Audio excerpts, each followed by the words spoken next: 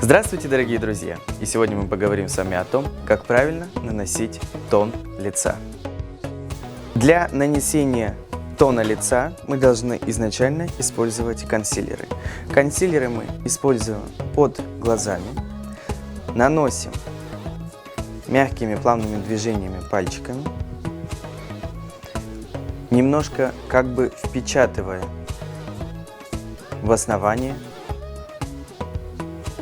века. При нанесении тональной основы мы можем использовать несколько вариантов кистей. Либо большую широкую кисть для нанесения тонального средства. Также мы можем использовать спонжик для нанесения тональной основы.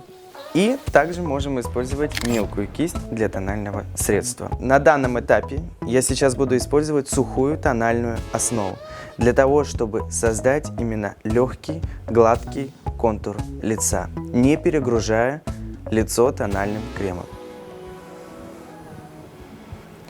Легкими круговыми движениями я как бы наношу небольшой слой на лицо.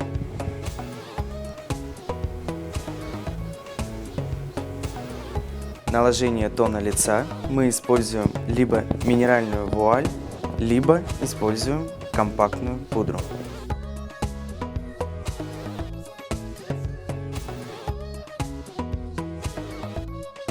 Наносим широкой кистью.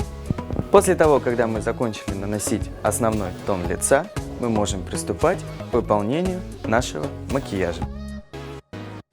Хотите узнать еще больше? Подписывайтесь на наш канал, а также ставьте лайки.